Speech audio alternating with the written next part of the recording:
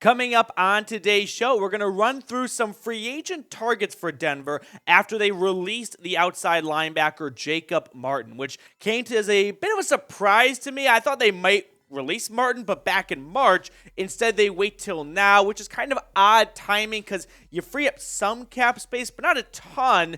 But also a lot of the big fish have already been signed in free agency. But it does make you wonder if they released Jacob Martin because they have some other free agent edge rusher in mind and they wanted to open up a roster spot. Now, when we look at Denver's front five, before we check out any of the names I have in mind, they could stand to add an extra pass rusher or two, right? I like Browning. I like Gregory. What I don't know is if they're going to play all 17 games, more so Gregory than Browning. And I don't know if Baron Browning is ready to be a team's number one pass rusher. I also don't have a ton of confidence in Nick Bonito taking a ginormous step forward in year two after seeing very little from him in year one. So with that being said, they might be a committee-type pass rushing unit, and they could stand to add one of the premier free agents still out there. Now, if you have not subscribed yet to the channel, make sure you go ahead and do so. We're going to have non-stop offseason coverage for you guys. So when a player gets released, we'll have the news for you, and then the rumors afterwards of potential free agent targets to replace said player. But make sure to subscribe. We're almost at 15,000 subscribers. So thank you so much to everyone who subscribed already. If you have not already, you know the drill. Now let's start things off with the former LA Ram, Leonard Floyd. Okay, so Leonard Floyd we're going to talk about here on the show, along with some other guys, but let's break down Leonard Floyd first, because Leonard Floyd is an interesting free agent target, because he's not a free agent because he sucks. He doesn't suck. He's coming off his third straight season with 9+ sacks. Now, he will turn 31 during the season, so yeah, he's not a spring chicken, but he's not 34 or 35. Like, he's not Calais Campbell or Justin Houston old. Now, last season, PFF ranked him as the 55th best outside linebacker edge rusher in NFL among qualifying players. Leonard Floyd was originally at one point a first-round pick for the Chicago Bears, top 10. Didn't work out. They didn't pick up his fifth-year option. He leaves in free agency. He signs with the Rams. And you can see that with the Rams, he had a really good resurgence in his career, right? He played in 4 fewer games than he did with the Bears to start his career, and he added on to his sack total. 29 sacks in 3 seasons under Sean McVay, 28 tackles for loss, vastly outdid what he did with Chicago. Floyd would be a great addition. He's a very good football player. The question for Leonard Floyd is, how much of the green does he want, right? I think he's probably holding out for a little bit more money. Not all the money has been dried up from free agency, but I do wonder if Leonard Floyd is going to catch over $10 million. I think he's going to get over $10 million in 2023. Does George Paton have the money to allocate to that? Him, Leonard Floyd, also after signing Randy Gregory? Like, it's not a great look as a GM to give out 5 years, $70 million to one edge rusher, and then the next year sign another edge rusher to a big-ish contract. Denver has shown with the new ownership, their pockets are deeper than anyone else's, but after signing Gregory to a decently sized contract a year ago, are they going to back the truck up again for another edge rusher? That I'm not so sure about. Now, speaking of Randy Gregory, didn't see a whole lot of him in his first year at Mile High. Do you think he's going to end up living up to that big 5-year, $70 million contract? If I remember correctly, $70 million, but only $28 million guaranteed. So Denver can get out decently well, easy-ish, after 2 seasons. But let me know what your thoughts are down below.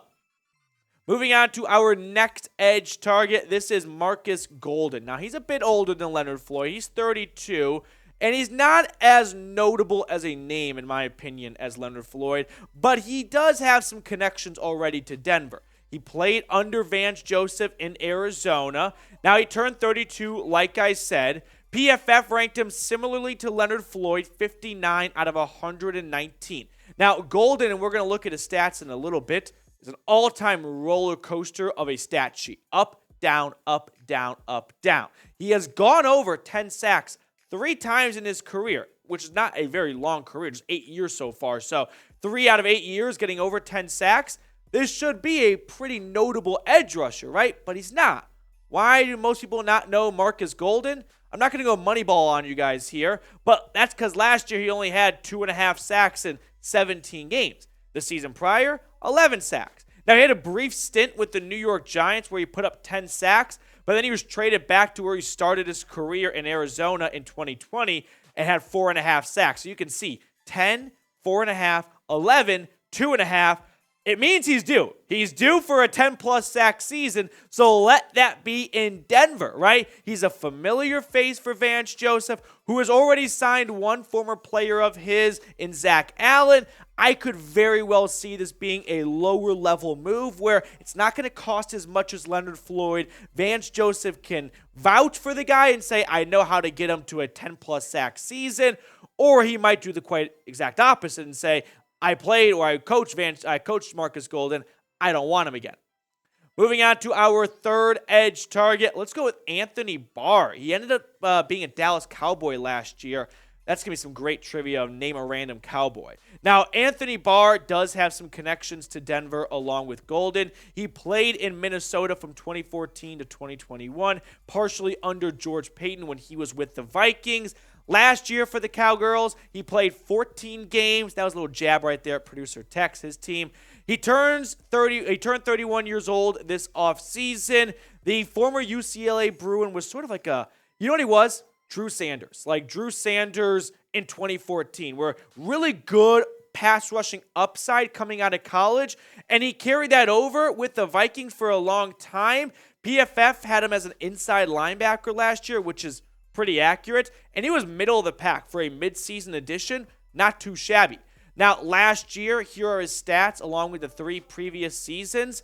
2 tackles for loss, 1 sack. He has kind of lost that burst and that quick first step he once had back in 2014, and that's expected when you get on the wrong side of 30. So at this point in his career, he doesn't offer a ton of pass rushing upside, which is okay, but not really at the same time, because you're not trying to add another inside linebacker. I really only included Anthony Barr here because he does have that connection to George Paton. But if Denver wants to replace a edge rusher, a pass rusher like Jacob Martin, adding a 31-year-old recently turned inside linebacker probably isn't a very bright idea. Now, who do you want to see Denver sign? We just ran through 3 names. Is it one of those 3 guys, or do you have someone else in mind? Give me a name down in the comment section. Let's move on to our 4th edge target, and this is Frank Clark. Originally a Seattle Seahawk, then 4 years with KC. We know what a menace he can be. We're going to talk about him along with Yannick Ngakoue, who recently got some airtime here on the channel. Go check out our previous video about potentially signing Yannick Ngakoue. Now, comparing these 2 guys head-to-head last year, pretty strong seasons for both players. 5 sacks for Frank Clark, 9.5 sacks for Yannick Ngakoue. So just looking at the numbers here, you'd say, oh, Ngakoue, right? Looks like a better edge rusher. 9.5 sacks. What are we talking about here? He is a better pass rusher than Frank Clark. But I don't know if you noticed the rest of the numbers.